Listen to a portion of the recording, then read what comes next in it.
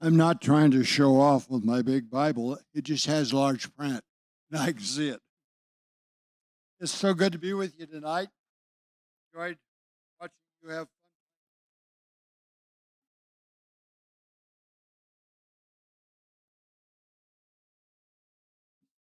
The subject tonight really deals with bitterness. And I hope none of you are bitter because somebody got you a gift. You've been able to deal with that? We can tighten this thing.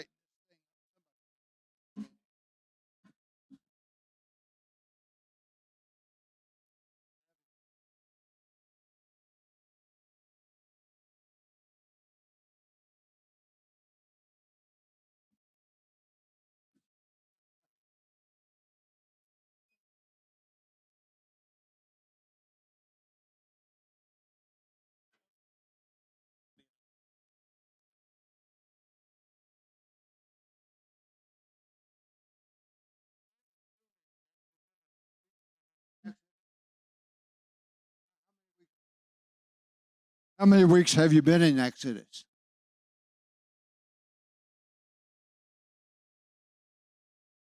Oh boy, you've been spending some time there then, yeah. So it's been pretty detailed so far. Uh, it's, uh, it's a remarkable journey. And just to recap very quickly, it opens with God's people in bondage. And is this on? I can't tell.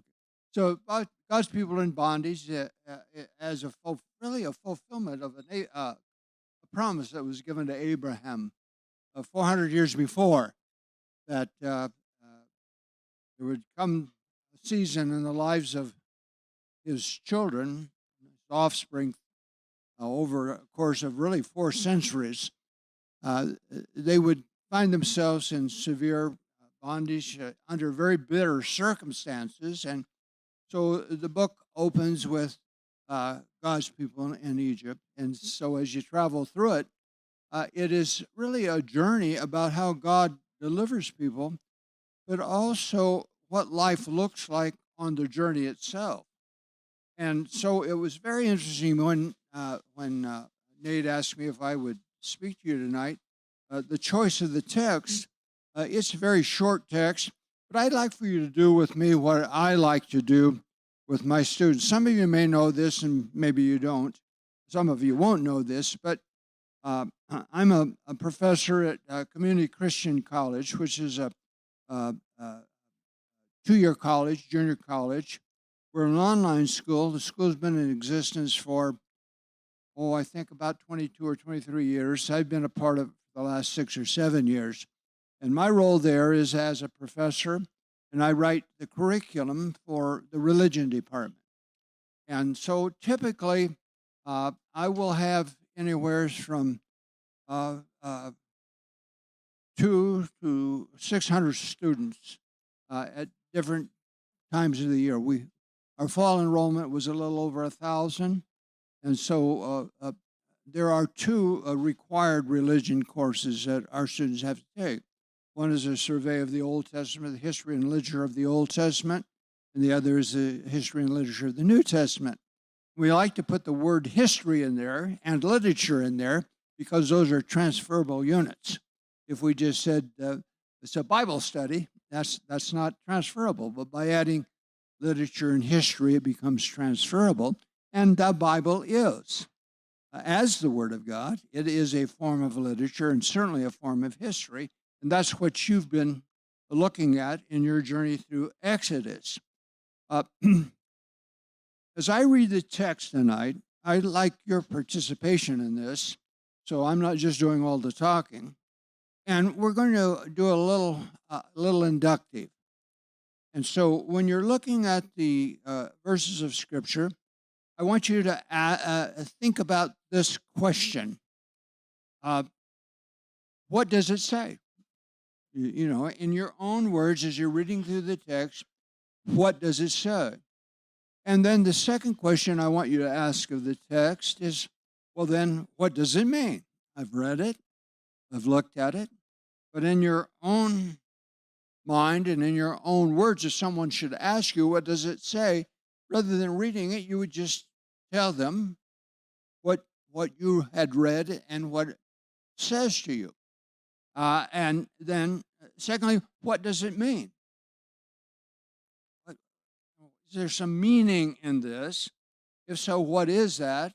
And then the final question: how does it apply to my life? So I'll read through these verses. And so, if you would ask, what does it say? What does it mean? And how does it apply to your life? And then I may call on you and ask you your opinion. So be ready. So here we go. We begin in the 22nd verse. Then Moses made Israel set out from the Red Sea, and they went into the wilderness of Shur. They went 3 days into the wilderness and found no water.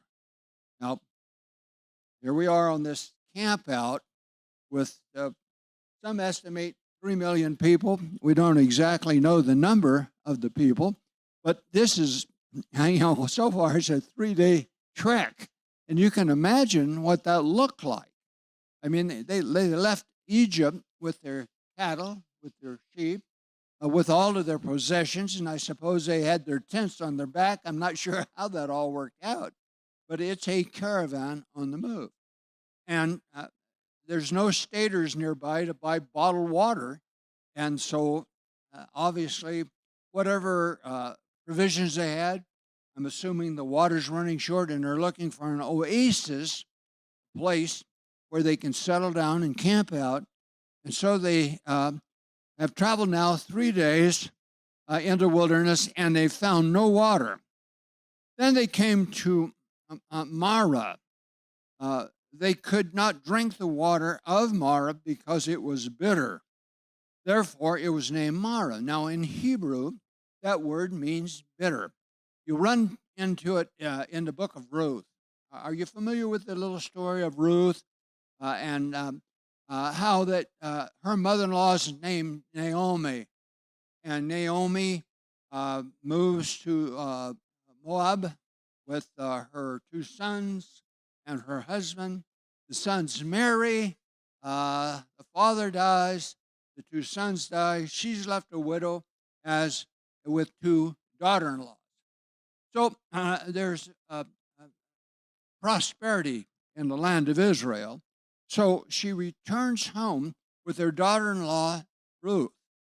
And when she meets up with people who know her from the past, they say, "Oh, Naomi, it's so good to see you." Well, the name Naomi means pleasant.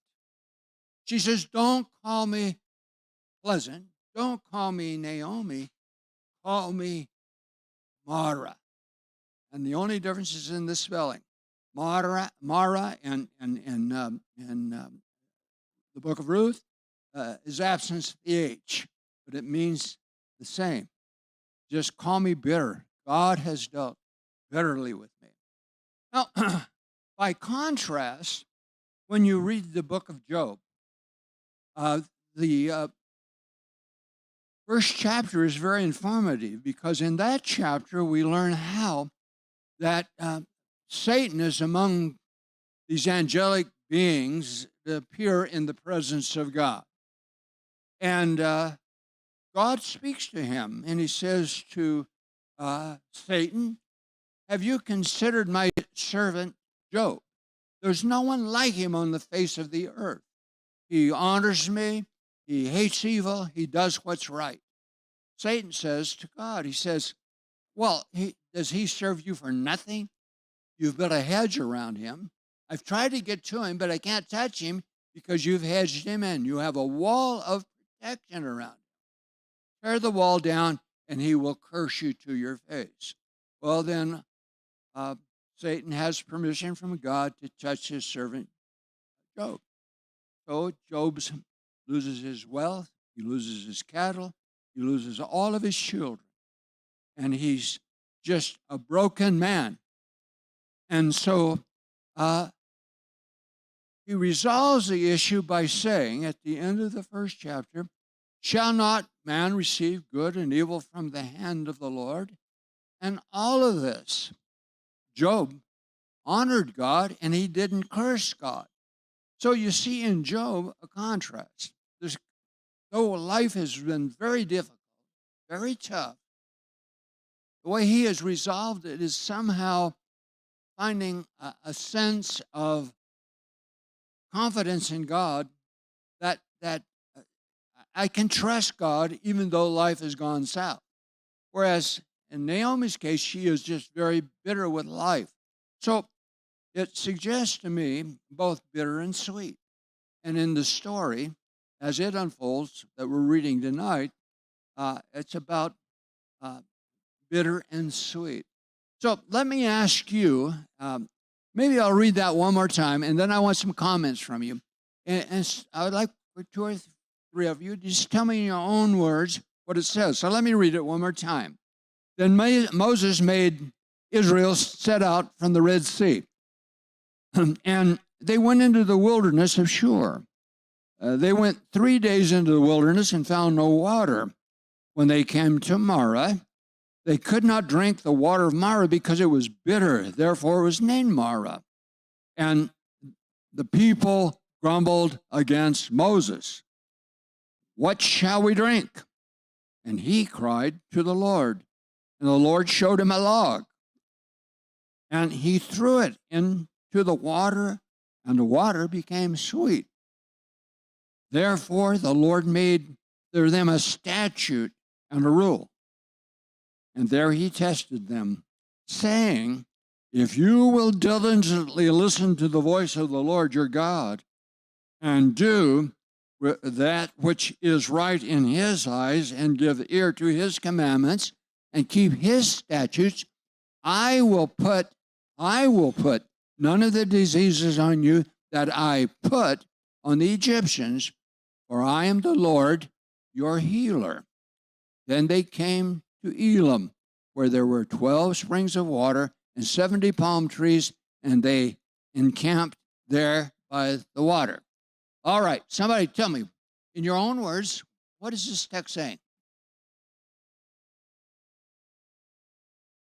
Okay, I'm pointing. I'm not good at remembering names. Give me your name again. Gina. I'm also deaf. Danielle. Okay, Danielle. I like that, Danielle. You talk loud to me so I can hear. Danielle, in your own words, what does it say?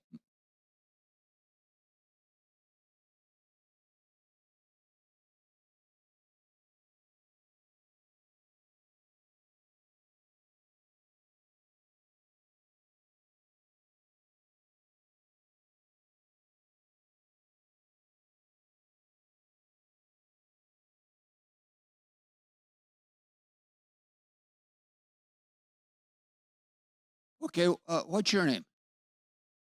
Ben. Danielle and Ben. Ben, tell me in your own words, what does it say?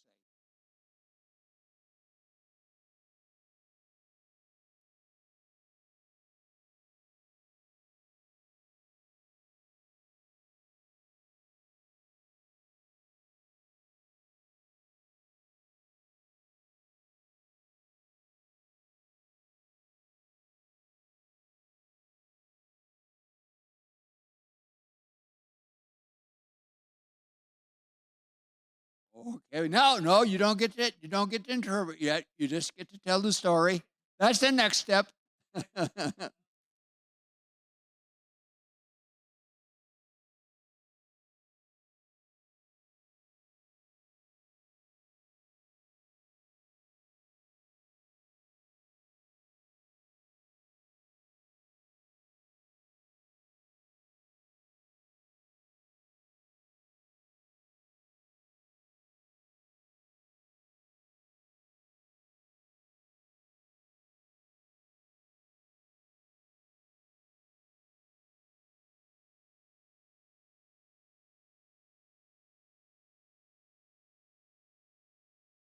Okay, Joseph, I'm going to pick on you. Tell me in your own words. Note, don't looking at the notes.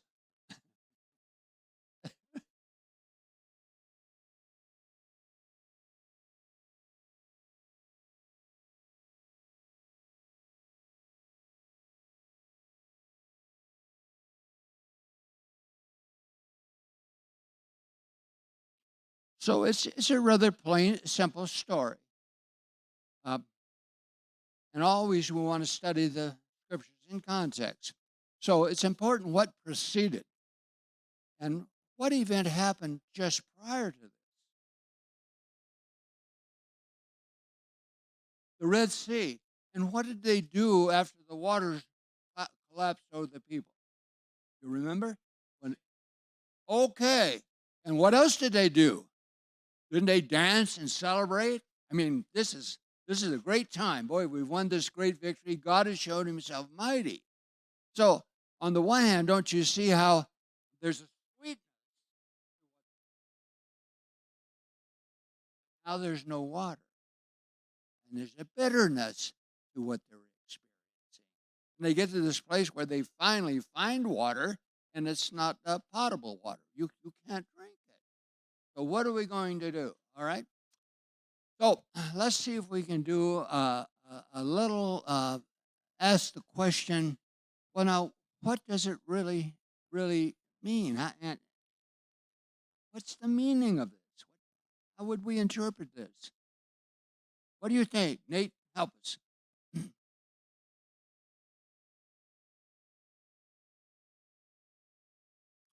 What is it? Let me give you some thoughts.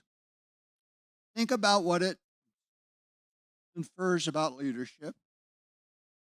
Think about what it infers about people. Think about what it infers about God. And then how and what ways might I apply this to my life?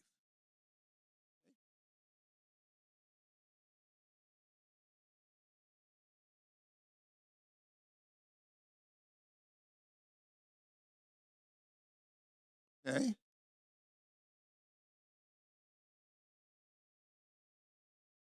Yeah.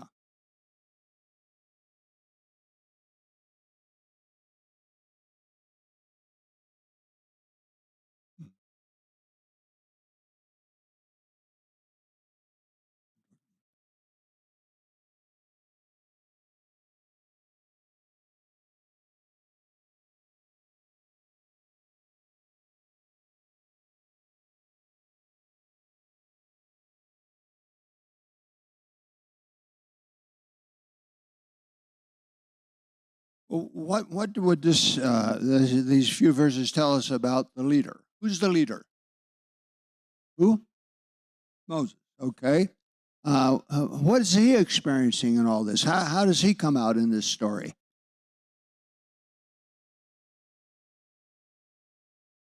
Okay. Okay. So he has been given the leadership. He is the determination. He determines when they leave the place where they had encamped after coming across the Red Sea, and so it's time to pack bags, and we're going on a march, and that turns out to be a 3-day march. Contrast Moses with the people. What does Moses do when he hears the problem? What does he do with it? You what? He cries out to the Lord. What are the people doing? Well, I know that Nate's ahead of you in the study. Will this happen in the wilderness wanderings? Will there be any complaining?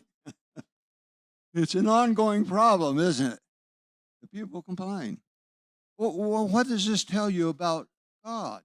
I want to know one of the young ladies to tell me what this tells me about God.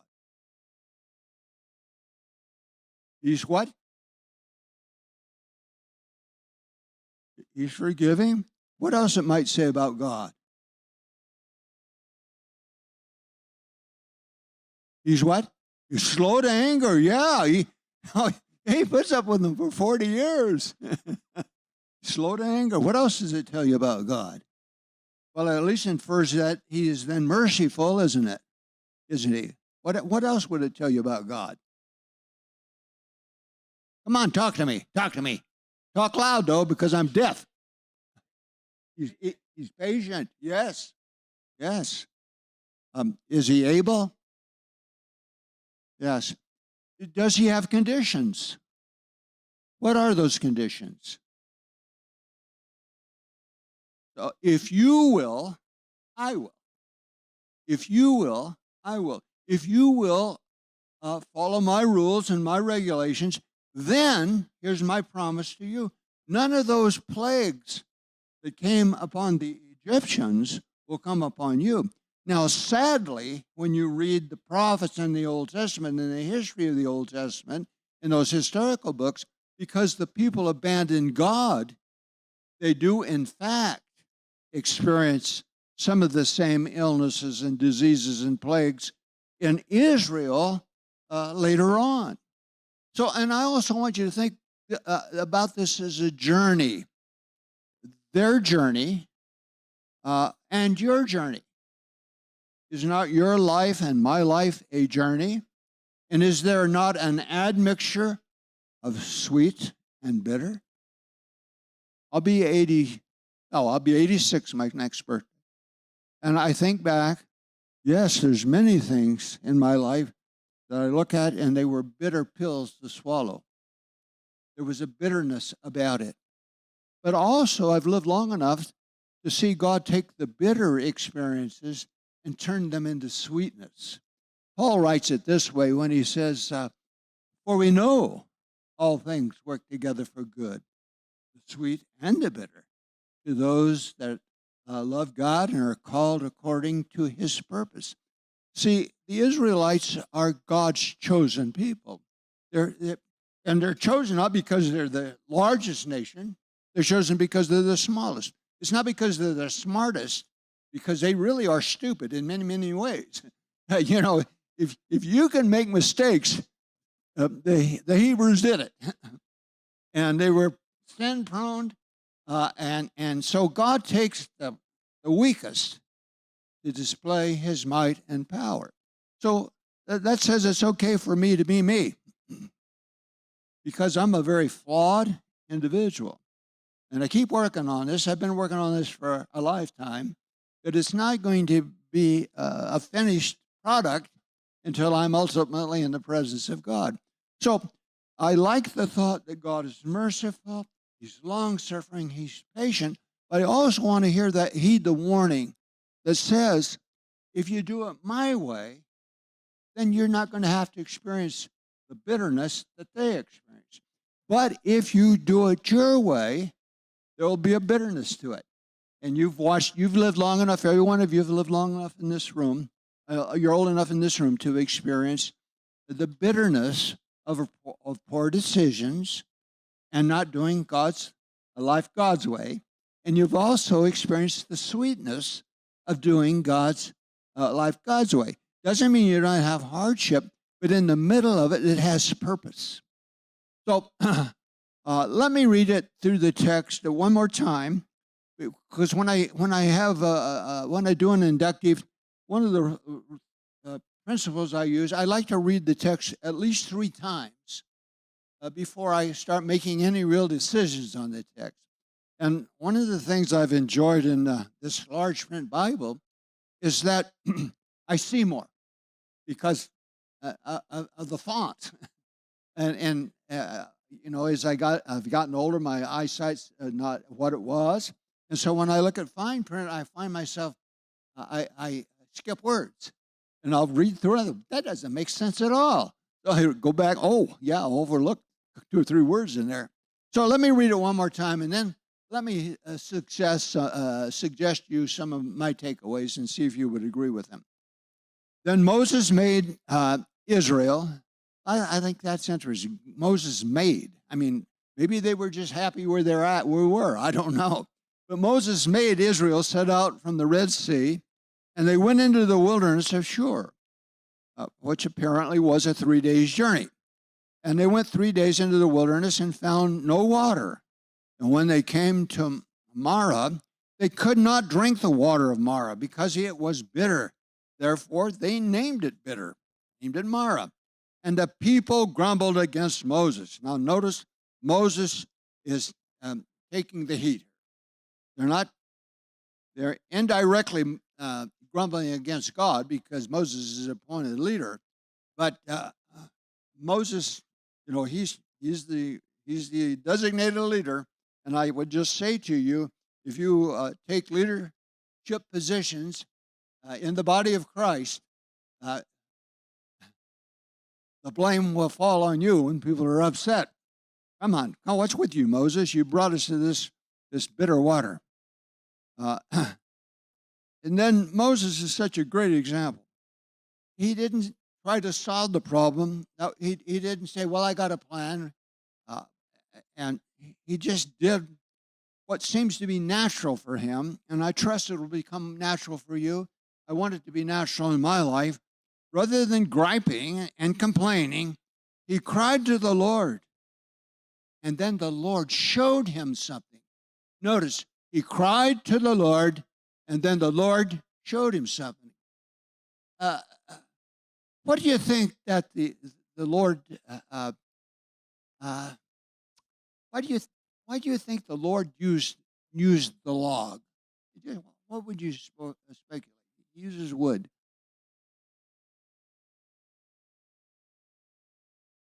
A tree, yeah.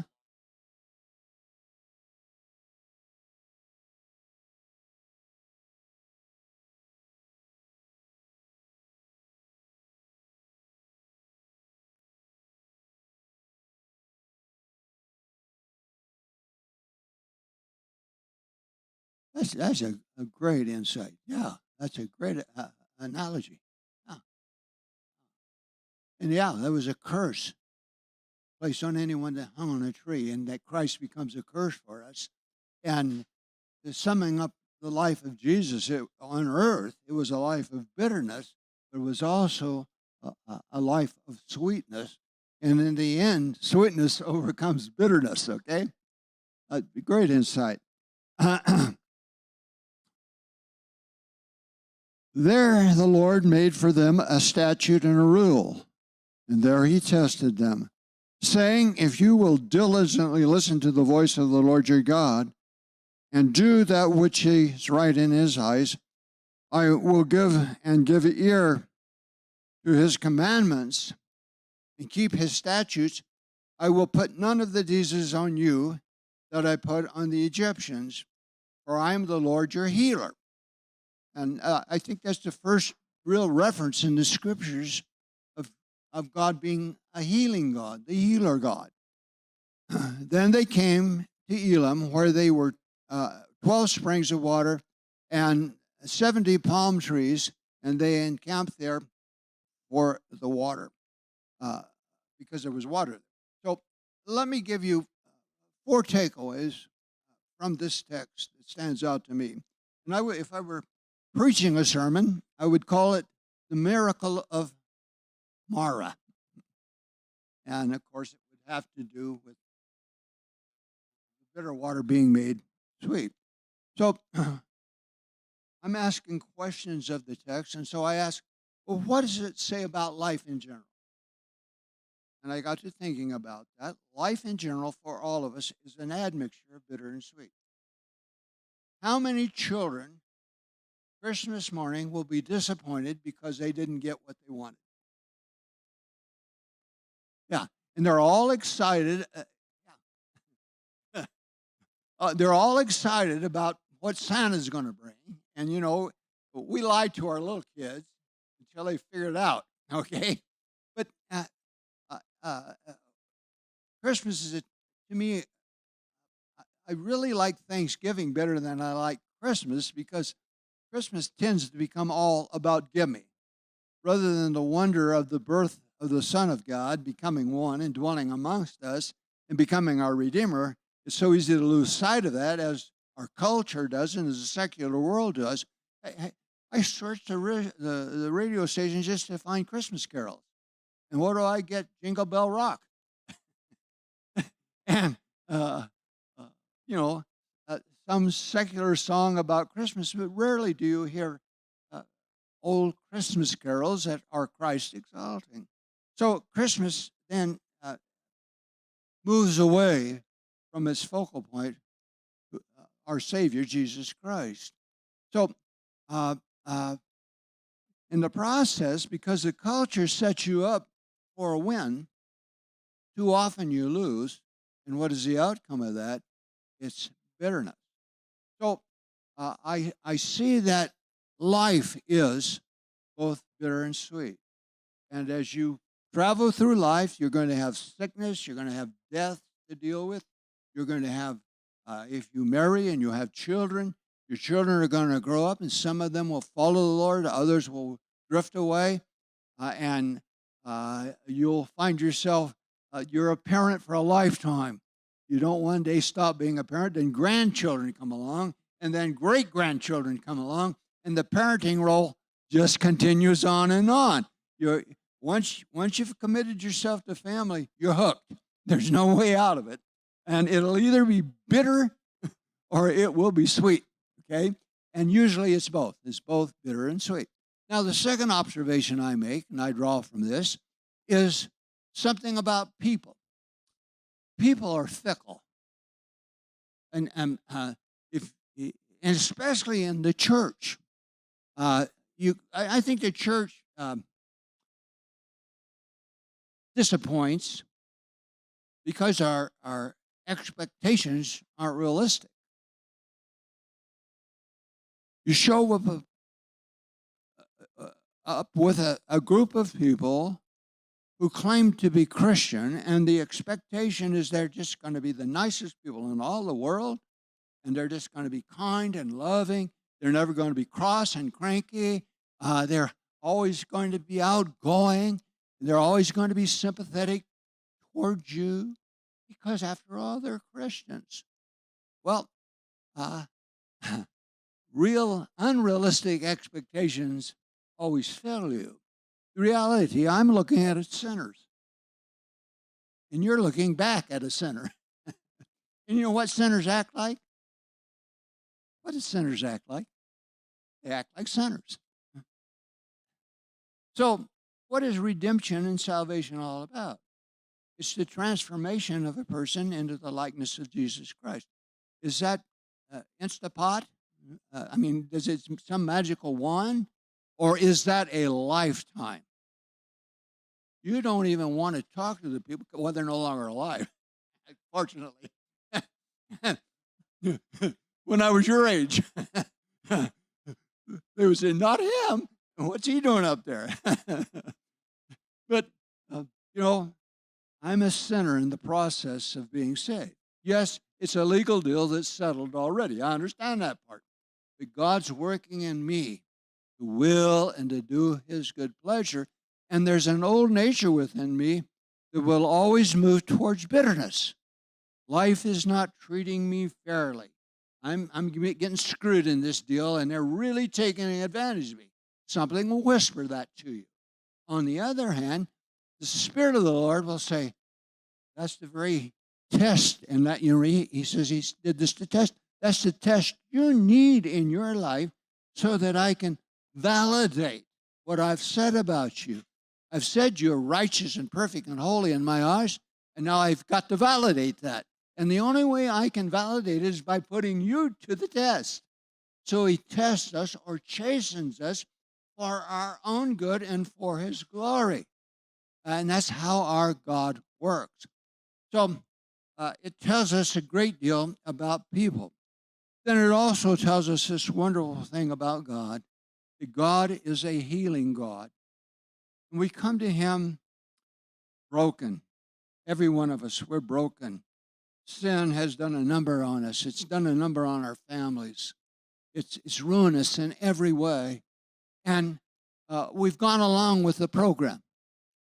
And we have become despicable in the eyes of God. And yet, wonder of wonders, we despicable people are treasures in his eyes. So how do you make a treasure out of a despicable person?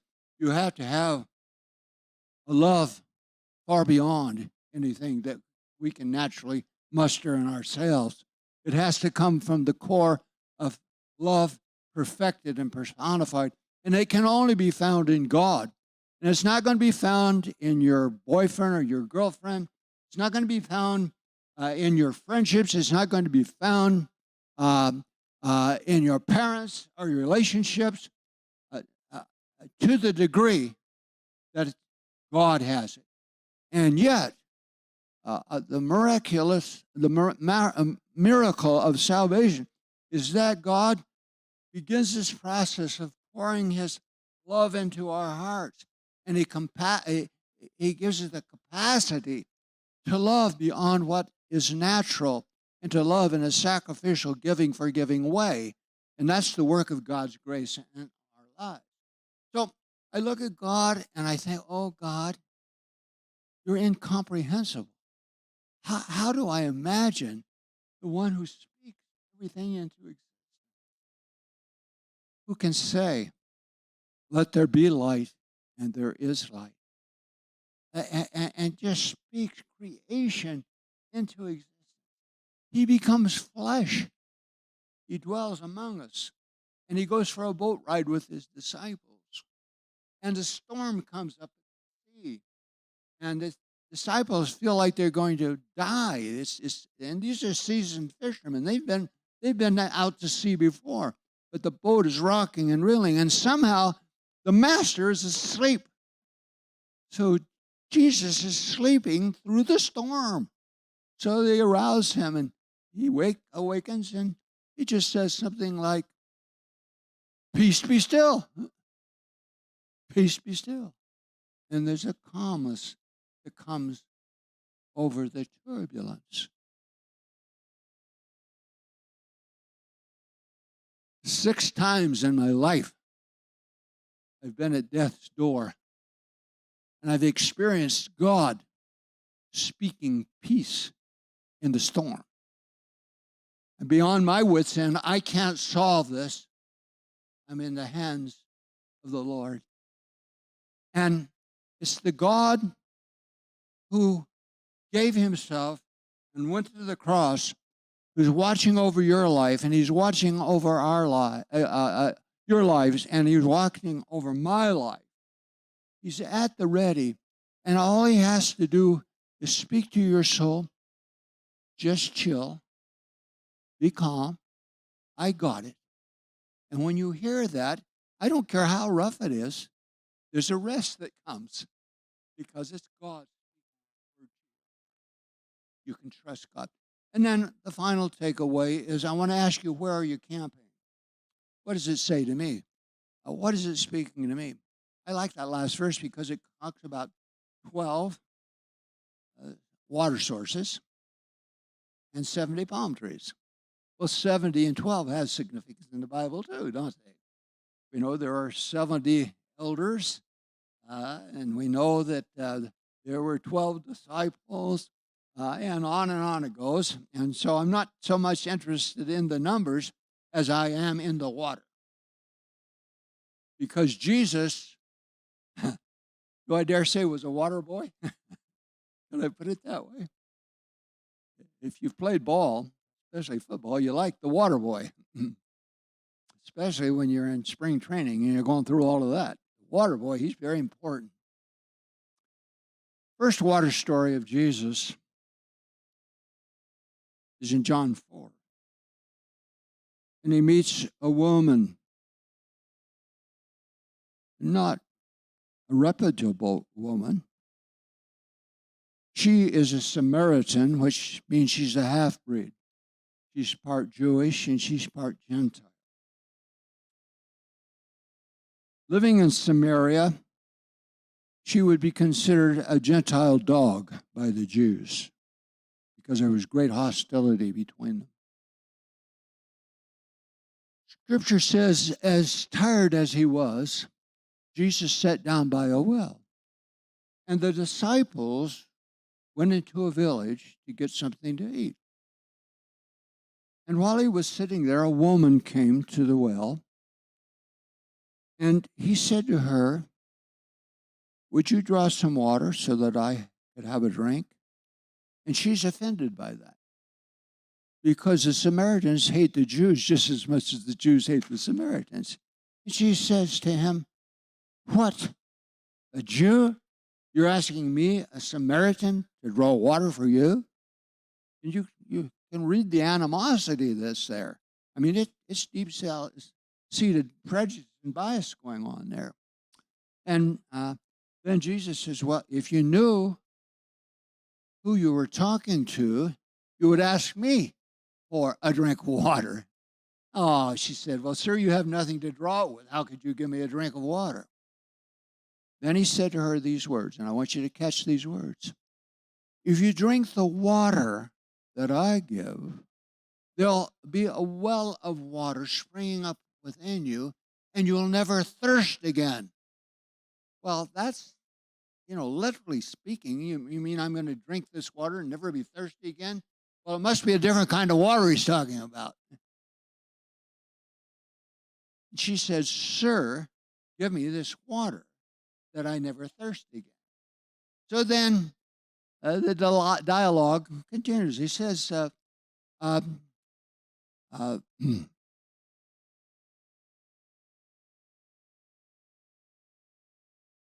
and I'm paraphrasing at this point because I'm having a senior moment. But he says to her basically, tell me about your marital status. She says, well, sir, I'm not married. And he says, you're right. You've been married 5 times, and the man you're living with now, you're not married to. So she's cohabitating without having the relationship solemnized. And so she feels exposure in this. And then she changes the subject. She says, we say that here at Jacob's well in Samaria is the place to worship. Jesus responds and he says to her, salvation is of the Jews, and Jerusalem is the place to worship. But then he adds this, however, the day is coming and now is when those that worship God will worship him in spirit and in truth. And the light of the gospel just pours into her. And something incredible happens. And so she dismisses herself. She goes back to her village and she says, come see the man that told me everything I ever did. Could he be the Messiah, the promised? And so you have this great revival that breaks out in Samaria that never breaks out in Jerusalem when Jesus was on earth. It was an incredible story. But notice it's a water story. What's the takeaway? I want to ask you, what are you drinking? That's a holiday question, isn't it? What are you drinking? Well, I want to ask you, what are you drinking? And if you're depending on your relationships with people, if you're depending on the church, if you're depending on the pastor, no matter how good they are, people will always disappoint you because we are all sinners in the process of becoming saints. We'll all stumble and we'll all fail along the way. So what we do, we accept one another in the body of Christ because the love of God has been poured into our hearts. And that's part of the water that we drink. We drink in the love of God. We take on the character of Christ because we're ingesting the water of life, and then we're baptized spiritually into the water of life, and we are in union with Christ. Young people, understand that. You are identifying with Jesus Christ, the King of glory. You are his brother. You are his sister. You are an heir and a joint heir with Jesus Christ. He is the water of life. And then there's one more water story of Jesus, and you'll find it in the 7th chapter of John's Gospel. And it's a feast day. His brothers don't believe in him. And they say, you're going to go up to the feast. And Jesus says, no, I'm not going up now. And they say, well, if you want to be famous, you're going to have to go to the feast. And he says to them, it's okay for you to go, because they're not taking pot shots at you. But it's going to be costly for me to go. And he's inferring that. And, of course, I'm paraphrasing that point. So the brothers who do not believe in him until after the resurrection, they go to the feast. Well, Jesus is tardy, but he shows up. He goes into the temple, and there's all this murmuring going on. Who is this guy? Is he for real? Fake? What's going on? So, he's the talk of the town, both positively and negatively. And so only twice do I know in the New Testament where it speaks of Jesus crying out. One is when he cried out from the cross. that beautiful 2 words or 3 words, "It is finished." And and then he cried out at Lazarus' tomb. I forgot that. Come forth, Lazarus, come forth.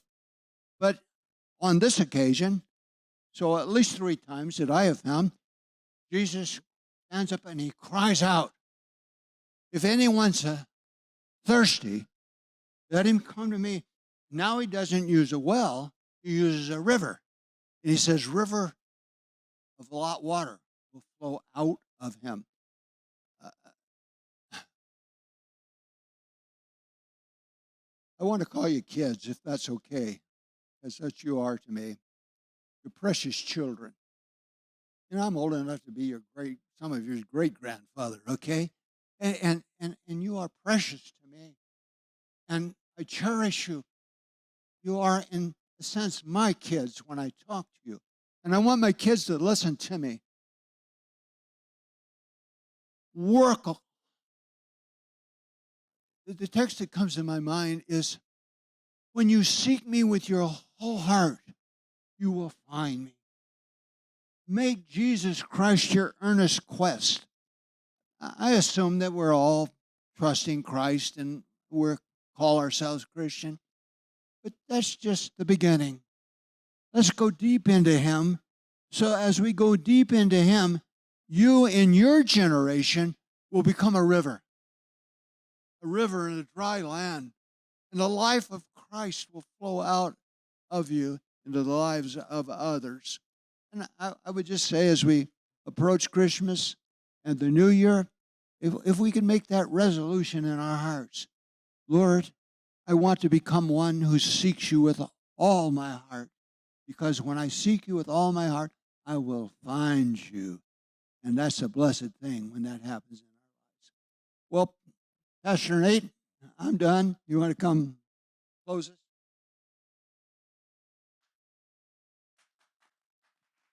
Well, before you get down, does anybody have any